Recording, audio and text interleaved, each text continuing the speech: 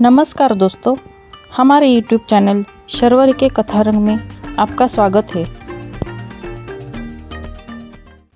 महाशिवरात्रि के त्यौहार को फाल्गुन माह के कृष्ण पक्ष की चतुर्दशी तिथि को मनाया जाता है। इस बार महाशिवरात्रि 8 मार्च 2024 दिन शुक्रवार को है।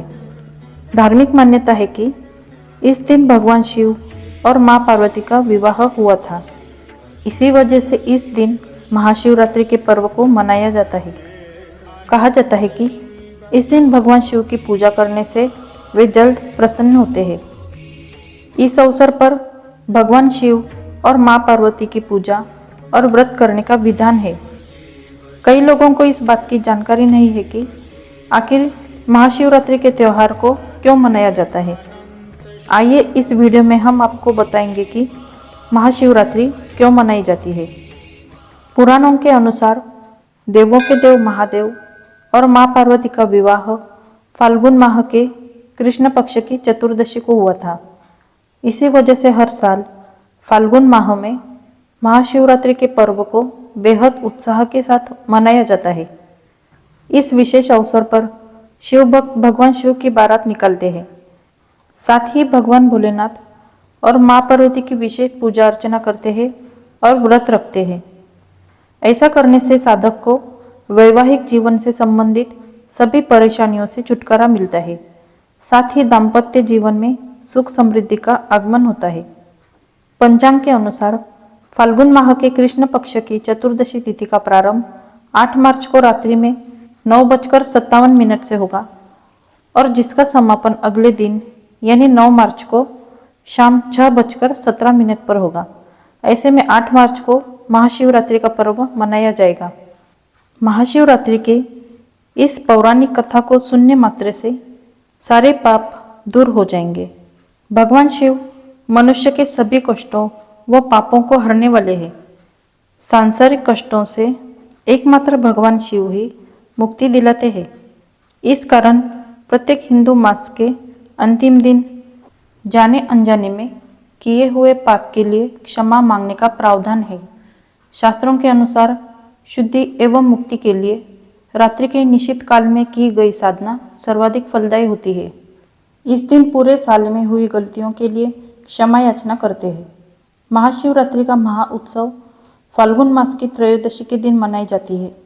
मान्यता है कि महाशिवरात्रि के पावन पर्व पर ही भोलेनाथ और माता पार्वती विवाह के पावन सूत्र में बंधे थे। कुछ विद्वानों का यह भी मानना है कि इस दिन महादेव ने कालकूट नाम का विष अपने कंठ में रख लिया था। कहा जाता है कि यह विष सागर मंथन में निकला था।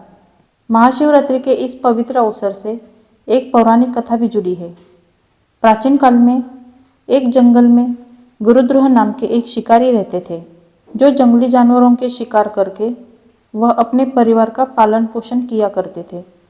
एक बार शिवरात्रि के दिन ही जब वह शिकार के लिए गया, तब संयोगवश पूरे दिन खोजने के बाद भी उसे कोई जानवर शिकार के लिए ना मिला। वह चिंतित हुआ कि आज उसके बच्चों, पत्नी एवं माता पिता को भूखा रहना पड़ेगा। वह सूर्यास्त होने पर एक जलाशय के समीप गया और वहाँ एक घाट के किनारे एक पेड़ पर अपने साथ थोड़ा सा जल पीने के लिए लेकर चढ़ गया, क्योंकि उसे पूरी उम्मीद थी कि कोई ना कोई जानवर अपनी प्यास बुझाने के लिए यहाँ जरूर आएगा। वह पेड़ बेलपत्र का था और इसके नीचे शिवलिंग भी था, जो सूखे बेलपत्रों से ढक जाने के कारण दिखाई नहीं दे रहा था। रात का पहला प्रहर बीतने से पहले ही एक हिरनी वहाँ पर पानी पीने के लिए आई। उसे देखते ही शिकारी ने अपने धनुष पर बाण साधा। ऐसा करते हुए उसके हाथ से धक्के से कुछ पत्ते एवं जल की कुछ बूंदें पेड़ के नीचे बने शिवलिंग पर गिरी और अनजाने में ही शिकारी की पहले प्रहर की पूजा हो गई। हिरनी ने जब पत्तों की खड़खड़ाहट सुनी तो घबराकर ऊपर की ओर देखा और भयभीत होकर शिकारी से कांपते हुए बोली, मुझे मत मारो। शिकारी ने कहा कि वह और उसका परिवार भूखा है, इसलिए वह उसे नहीं छोड़ सकता। हिरनी ने शपथ ली कि वह अपने बच्चों को अपने स्वामी को सौंपकर लौट आएगी, तब वह उसका शिकार कर ले। शिकारी को उसकी बात का विश्वास नहीं हो रहा था। उसने फिर से शिकारी को यह कहते हुए अपनी बात का भरोसा करवाया कि जैसे सत्य पर ही धरती टिकी है, समुद्र मर्यादा में रहता है और झरनों से जलधाराएं गिरा करती है, वैसे ही वह भी सत्य बोल रही है। शिकारी को उस पर दया आ गई और उसने जल्दी लौटना कहकर उस हिरनी को जाने दिया। थोड़ी देर गुजरी कि एक और हिरनी वहां पानी पीने आई। शिकारी सावधान हो गया, तीर साधने लगा और ऐसा करते हुए उसके हाथ के धक्के से फिर से पहले की तरह थोड़ा जल और कुछ बेलपत्र नीचे शिवलिंग पर जा गिरे और अनायास ही शिकारी की दूसरे प्रहर की पूजा भी हो गई। इस हिरनी ने भी भयभीत होकर शिकारी से जीवनदान की याचना की, लेकिन उसके अस्वीकार कर देने पर हिरनी ने उसे लौट आने का वचन यह कहते हुए दिया कि उसे ज्ञात है कि जो वचन देकर पलट जाता है उसका अपने जीवन में संचित पुण्य नष्ट हो जाता है। उस शिकारी ने पहले की तरह इस हिरनी के वचन का भी भरोसा कर उसे जाने दिया। अब तो वह इसी चिंता से व्याकुल था कि उनमें से शायद ही कोई हिरनी लौट के आए और अब उसके परिवार का क्या होगा। इतने में ही उसने जल की ओर आते हुए हिरण को देखा। उसे देखकर शिकारी को बड़ा हर्ष हुआ।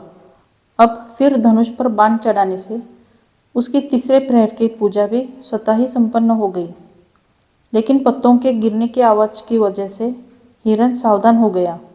उसने शिकारी को देखा और पूछा, क्या करना चाहते हो? वह बोला, अपने कुटुंब को भोजन देने के लिए तुम्हारा वध करूंगा। वह मृग प्रसन्न होकर कहने लगा कि मैं धन्य हूँ कि मेरा यह दुष्टपुष्ट शरीर किसी के काम आएगा, परोपकार से मेरा जीवन सफल हो जाएगा। लेकिन एक बार मुझे जाने दो, ताकि मैं अपने बच्चों को उनकी माता के हाथ में सौंपकर और उन सबको धीरज बंधाकर यहाँ लौट आऊँ। शिकारी का हृदय उसके पाप पुंज नष्ट हो जाने से अब तक शुद्ध हो गया था, इसलिए वह कुछ विनम्र वाणी में बोला कि जो जो यहाँ आए सभी बातें बनाकर चले गए और अब तक नहीं लौटे। यदि तुम भी झूठ बोलकर चले जाओगे तो मेरे परिजनों का क्या होगा? अब हिरण ने यह कहते हुए उसे अपने सत्य बोलने का भरोसा दिलवाया कि यदि वह लौटकर ना आए तो उसे वह पाप लगे जो सामर्थ्य रहते हुए भी दूसरों का उपकार नहीं करता। शिकारी ने उसे भी यह कहकर जाने दिया कि शीघ्र लौट आना। रात्रि का अंतिम प्रहर शुरू होते ही उस शिकारी के हर्ष की सीमा न थी, क्योंकि उसने उन सब हिरण हिरनियों को अपने बच्चों सहित एक साथ आते देख लिया था। उन्हें देखते ही उसने अपने धनुष पर बाण रखा और पहले की गई तरह उसकी चौथे प्रहर की भी शिव पूजा संपन्न हो गई। अब उस शिकारी के शिव कृपा से सभी पाप भस्म हो गए, इसलिए वह सोचने लगा, ये पशु धन्य है जो ज्ञानहीन होकर भी अपने शरीर से परोपकार करना चाहते हैं। लेकिन धिक्कार है मेरे जीवन को कि मैं अनेक प्रकार के कुकृत्यों से अपने कुटुंब का पालन करता रहा। अब उसने अपना बाण रोक लिया तथा सब मृगों को यह कहकर कि वे धन्य है वापस जाने दिया। उसके ऐसा करने पर भगवान शंकर ने प्रसन्न होकर तत्काल उसे अपने दिव्य स्वरूप का दर्शन करवाया तथा उसे सुख समृद्धि का वरदान देकर गुह नाम प्रदान किया। यह वही गुह थे जिनके साथ भगवान श्री राम ने मित्रता की थी। अतः यह भी माना जाता है कि शिवरात्रि के दिन व्रत करने से सारे पाप से मुक्त हो जाते हैं और महादेव का दर्शन कर स्वर्ग को प्राप्त होते हैं। शिव जी की जटाओं में गंगा जी को धारण करने वाले, सिर पर चंद्रमा को सजाने वाले, मस्तक पर त्रिपुंड तथा तीसरे नेत्र वाले, कंठ में कालपाश तथा रुद्राक्ष माला से सुशोभित, हाथ में डमरू और त्रिशूल है, जिनके और भक्तगण बड़ी श्रद्धा से जिन्हें शिवशंकर, शंकर, भोलेनाथ, महादेव, भगवान आशुतोष, उमापति, गौरी शंकर, सोमेश्वर, महाकाल, त्रिपुरारी, नीलकंठ तथा अन्य सहस्त्रों नामों से संबोधित कर उनकी पूजा अर्चना किया करते हैं।